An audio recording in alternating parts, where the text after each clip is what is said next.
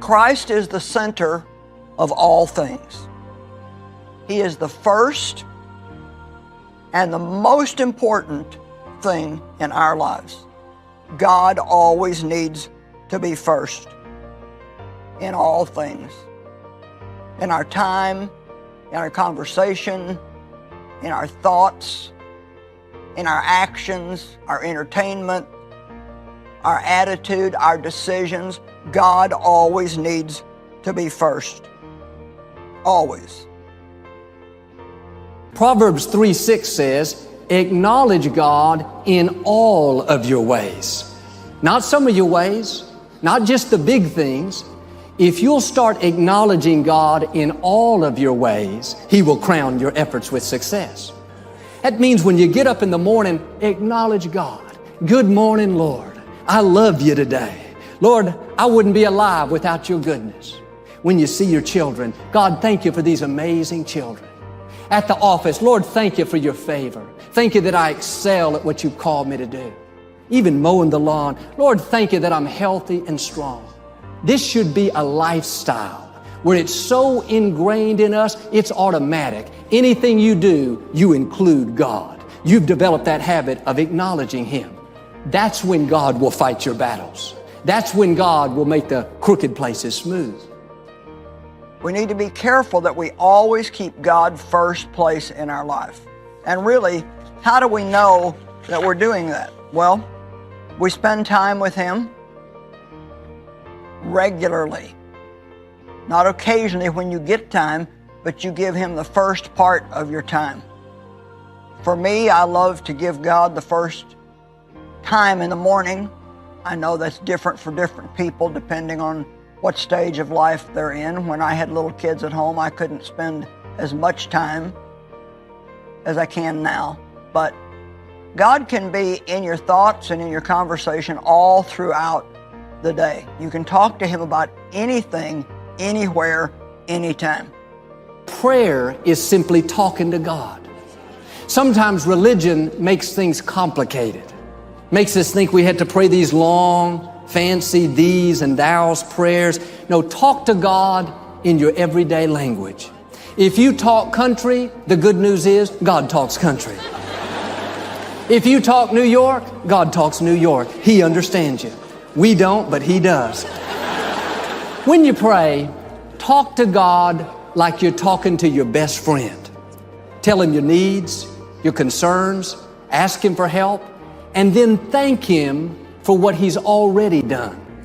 Our praise should outweigh our petitions. Don't spend your whole quiet time telling God your problems, your needs. He already knows your needs. Take time to thank Him. Thank God all the time. I mean, our thank yous need to far outweigh our petitions. You can thank God for little things, for big things. You can thank Him for things that you've had for a long time. Thank Him for something He does for you that's brand new. Thank Him for Himself, not just what He does for you. Where would we be without God? My parents taught me the importance of honoring God. I wasn't perfect. I made plenty of mistakes. But for as long as I can remember, I would get up every morning and take a moment and thank God for that day and ask Him for wisdom and protection. Every day I would read a chapter in my Bible. Didn't always understand it, still don't. And I'm the pastor of a big church. God has not blessed me because I'm the smartest, the most talented, the most skilled. God has blessed me because I've made it a goal to seek Him, to please Him, to honor Him. I still take the first half hour of every day to thank God for His goodness, read my Bible and pray. I ask every day, God, let everything I do today bring honor to your name. God has taken me places that I've never dreamed of. He's blessed our family more than I can imagine. And I'd love to tell you I'm just that smart. I'm just that talented. I'm just an overachiever. No, I've done my part to develop what God's put in me, but I know the blessings, the favor, the honor has come because I've done my best to diligently seek God, to keep Him first place in my life. That's what I'm asking you to do. Jesus said in Matthew 6, seek first the kingdom of God. That word seek is a strong word. One definition is to require as a vital necessity. You have to see spending time with God as being vital to living a victorious life. Because some mornings we think, I don't want to get up early. I don't feel like reading my Bible. I don't feel like going to church today. But once you get in a habit and you see the benefits of how you feel refreshed and restored, you make better decisions, you're more creative, you have God's favor, then you'll think, I can't afford not to do it. When I don't spend time with God, I don't feel right. Something's missing. It says, seek first. That indicates take time for God at the start of the day. Seek ye first the kingdom of God. And seek is a very strong word. It means to crave and pursue and go after.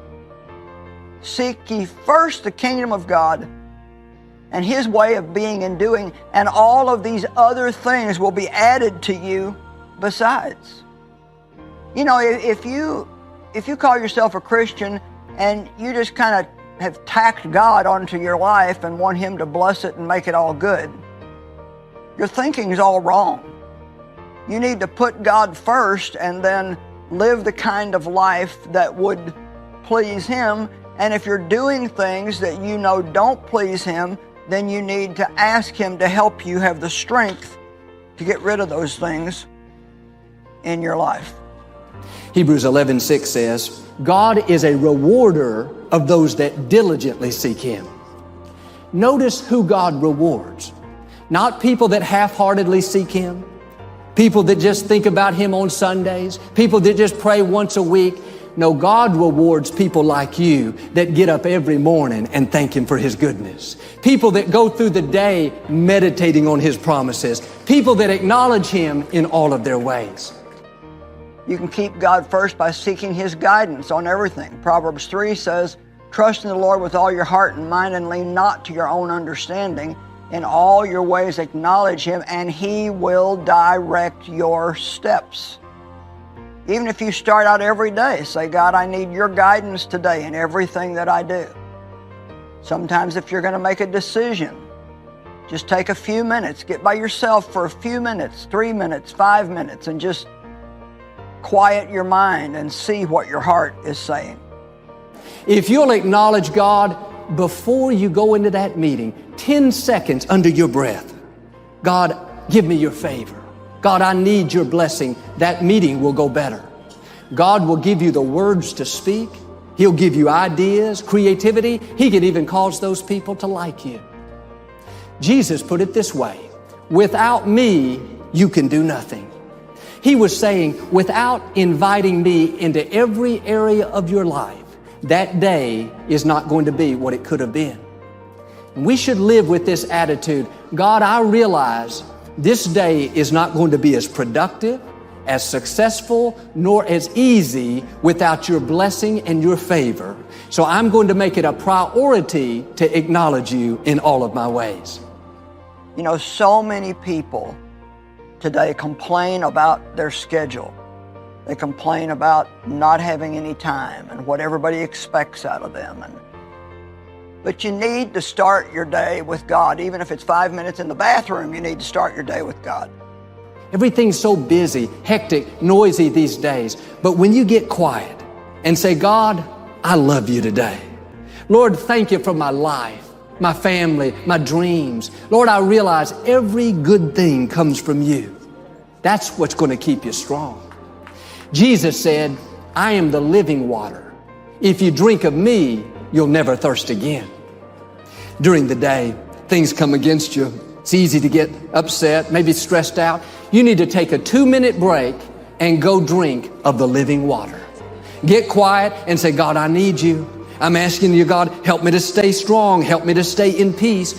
When you do that, you're taking a drink. You're strengthening your inner man.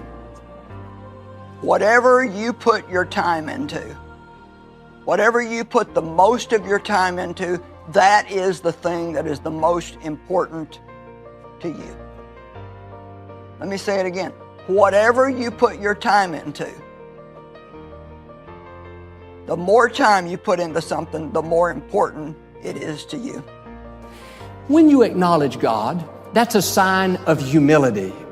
You're saying, God, I know you created the whole universe. You flung the stars into space. You tell every raindrop where to fall. I'm not here by accident. You breathed your life into me. You made me in your image. You crowned me with your favor. Now, God, I can't do this without you. I can't make it on my own. I need you in my life. When you show that kind of dependency on God, there is nothing He won't do for you. God will move heaven and earth to get you to where you're supposed to be.